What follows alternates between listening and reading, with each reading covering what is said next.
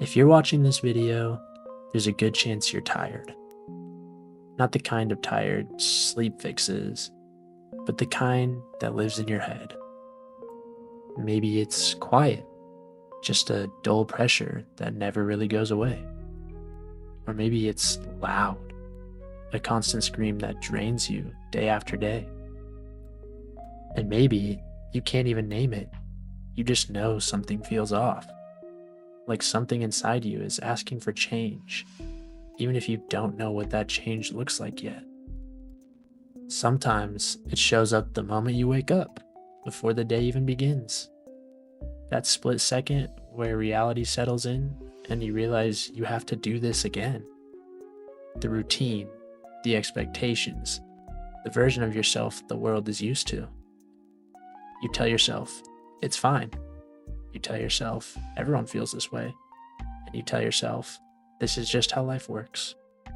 But deep down, you know that's not true. There's an invisible force separating you from the life you're meant to live.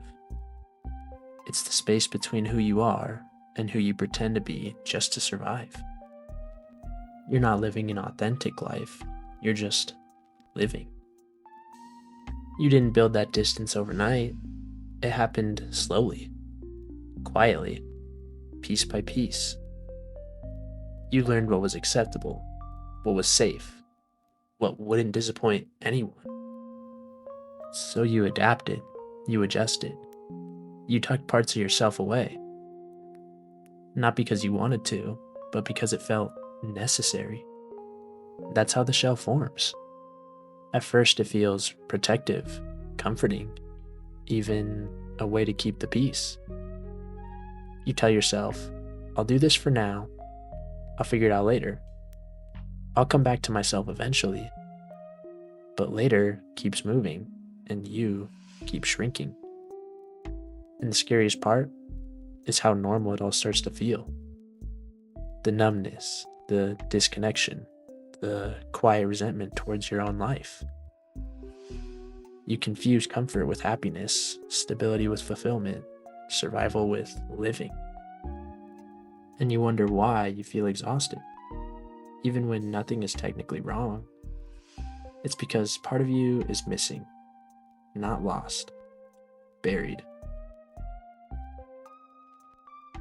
That pain you feel, the restlessness, the dissatisfaction, the pressure, it isn't random. It isn't weakness. It isn't something broken inside you. It's a signal. Most people try to silence it. They stay busy. They distract themselves. They tell themselves to be grateful and move on. But the pain keeps coming back because it's not asking to be ignored. It's asking to be listened to. Growth doesn't arrive gently. It doesn't show up with clarity. It starts as tension, as the sense that the life you're living no longer fits the person you're becoming. You've outgrown something, and that's terrifying because there's no map for what comes next. Choosing yourself might cost you comfort, approval, certainty. So most people turn back. They choose the familiar pain over the unknown freedom. But deep down, you know staying where you are will slowly erase you. That the pain isn't coming from trying too hard. It's coming from not trying at all. From suppressing the parts of you that want alignment, truth, meaning. This discomfort, this unraveling, is what happens when the version of you that learned to survive can no longer contain the version of you that's meant to live. You're not losing yourself. You're separating from what you're not.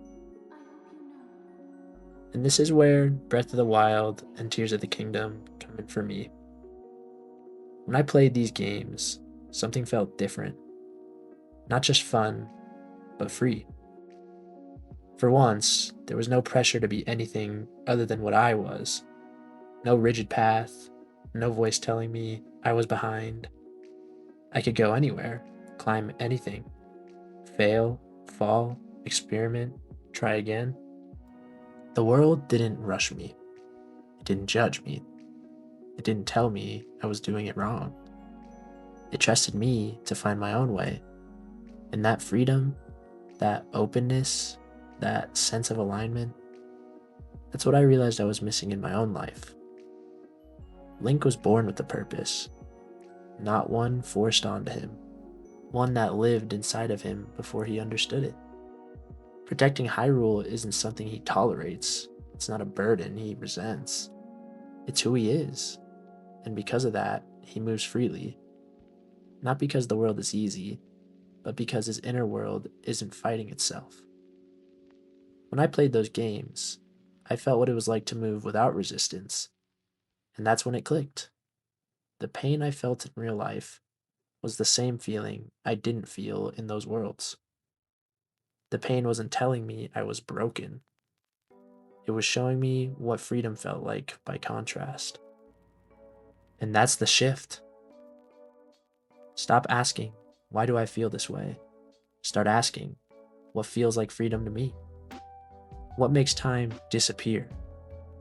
What makes you feel aligned instead of drained? What feels honest, even if it scares you? The solution isn't to destroy your life overnight. It's to follow the signal, to move step by step toward what feels expansive instead of constricting, toward what feels true instead of acceptable. Becoming yourself always looks like destruction from the outside. Old identities fall apart, old plans stop making sense, old goals lose their grip.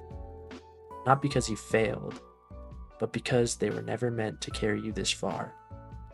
You don't need certainty, you don't need permission, you just need the courage to stop abandoning yourself. Because the life you're afraid to choose is the only one that will ever feel like home.